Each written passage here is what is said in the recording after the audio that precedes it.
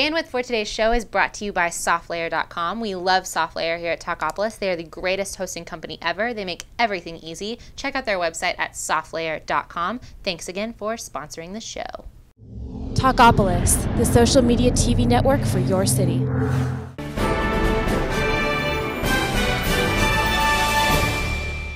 Welcome back, everybody, to Political Soup. Joe Williams, our special guest. Mike Piggott, my partner, Crom Carmichael. I don't know about these two guys, but I kind of got excited the other day because I heard somebody wants to make minimum wage $22 an hour, and since I'm a minimum wage kind of guy, I kind of like that idea. This is Senator Elizabeth Warren, the new senator from Massachusetts. She gave a speech actually, and she wants to raise the minimum wage to $22 an hour, and her logic is this. I'm going to just quote her. If we started in 1960 and we said that as productivity goes up, then the minimum wage was going to go up the same. If that were the case, the minimum wage would be $22 an hour today. Now, I got to tell you, that shows a level of ignorance about economics that if she were somebody who were in Hollywood, it wouldn't trouble me.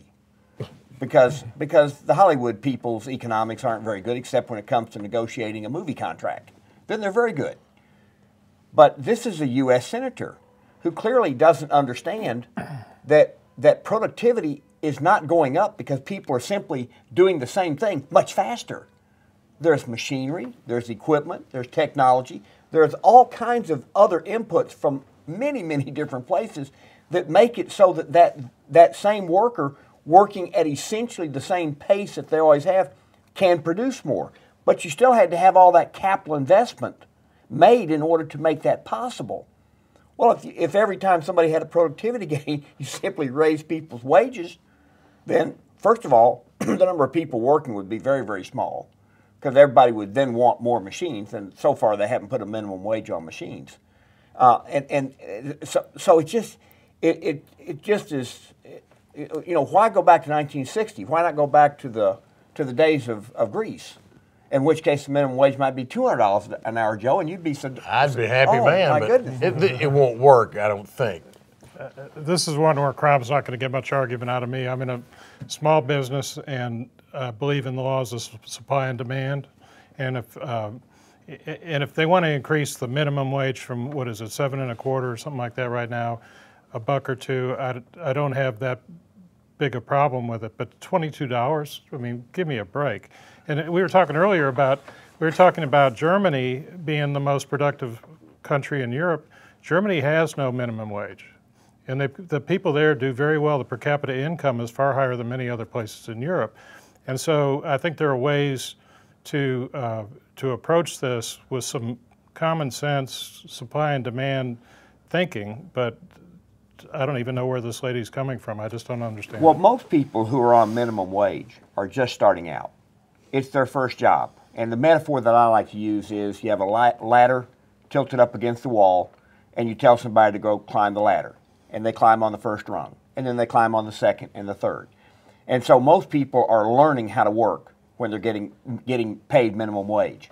And then as they become more productive, and actually I'm just talking about just learn that particular job better, then they will get paid more if they are producing as much as they're costing. And as you learn how to work, and you learn how to think about working, and you learn how other pieces of equipment might help you become more proficient, or you learn management or whatever, where you become a more valuable person in terms of your career and your work, that's how to increase how much money you make. But this is so typical of the left, is to just say, by golly, there's got to be a reason that I can come up with some number. And here's the problem. She absolutely believes it. Now, I'll guarantee you, though, in her own office, she's not paying $22 an hour. Right. Be interesting to see that number. Just to and I seriously doubt that other Democrats in the Senate or House really believe that either. That's so ludicrous. It's not even, it's not worth discussing really, because it's not going anywhere. Well, the $9 an hour, though. I mean, we've shown on previous shows the charts of what happens, especially to black youth. that as the minimum wage has gone up, the unemployment rate for black teenagers has gone up. And so it is a serious issue in the sense that maybe $22 an hour is laughable. Maybe that is. But $9 is certainly hurtful to the kids who have the hardest time getting the first job and learning how to work so that they can become more valuable and earn more later. To me, there's a geography factor here involved, Crom, and I know that makes it way more complicated. But if you're in the government and you get paid per diem to travel to New York, you're going to get more money per day than if you travel to Topeka. And I think that that factor comes into the minimum wage discussion too. $9 in New York might not be much of anything. $7 in Topeka might be a lot. Yeah. And so you've got to figure that in, and I don't know how to address it that way, but I think it's been, since 2009 we last raised minimum wage, is that right? 2000, could have been 2009 when Obama first came into office. Well, I think that was the last raise, and I can understand some discussion about raising it, but I think you need to bring a lot of other factors into play, and supply and demand is one of the ones that ought to be put first on the list rather than last. You and I agree on that. If the senator calls for $22 an hour, and you go and you find, as we say, we'd like to see the numbers, that maybe she's not paying $22 an hour to her staff, you would think that was... And that's even with her. That's not even her money that she's having to pay. Well, that's good judicious use of her funds. But I mean, would you consider that maybe a little hypocritical?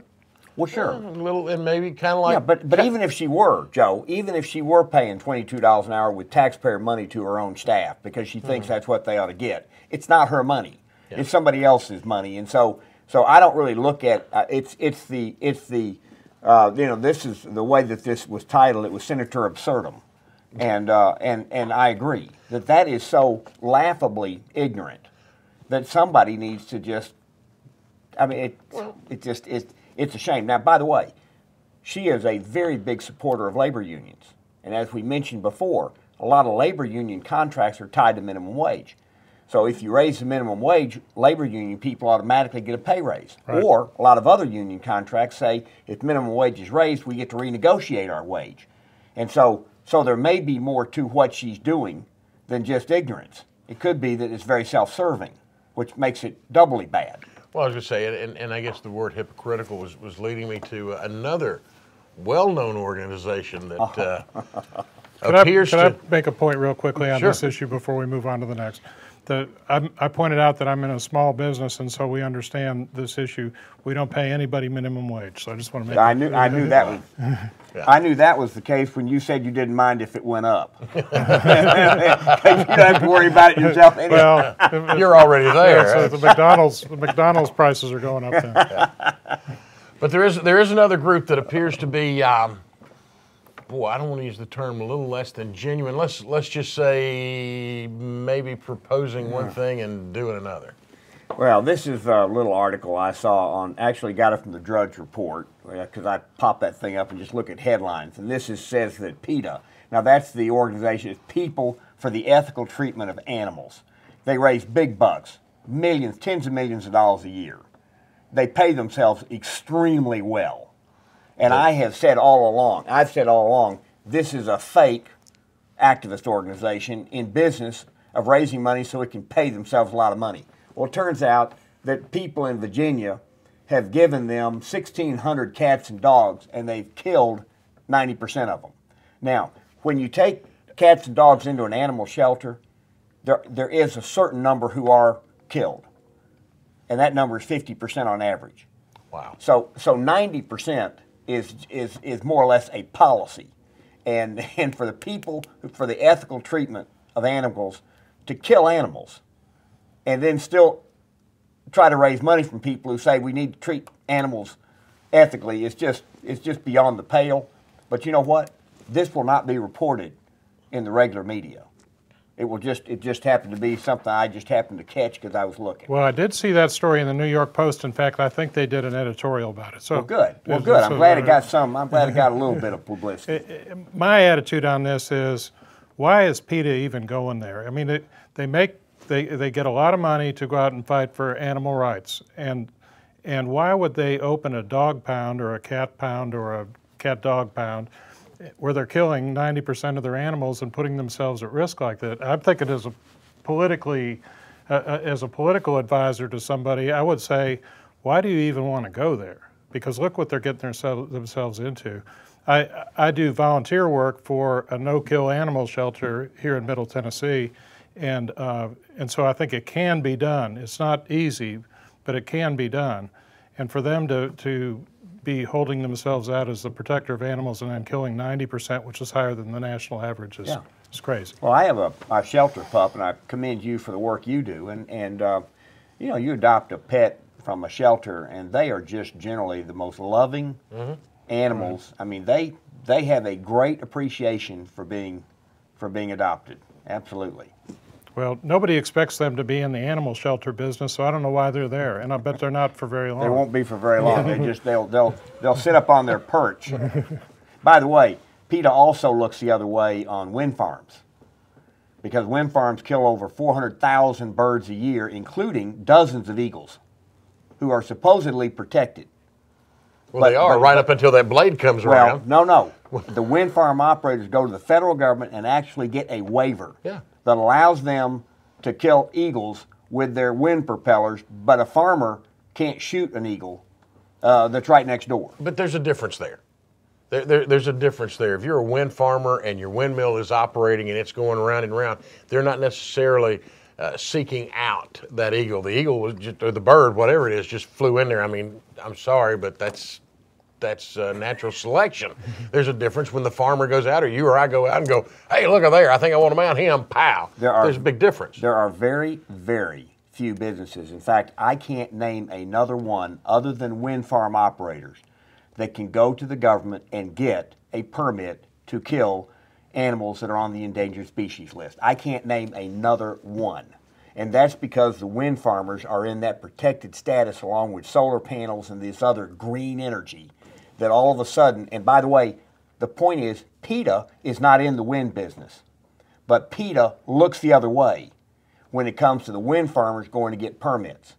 And the reason is they're all in bed together. Well, it really isn't about what they say it's about. It's about raising a bunch of money so that they can make themselves millionaires. Yeah, but they also get all those actresses to pose nude, you know, so well, that that's they don't another. wear That their would furs, be you know?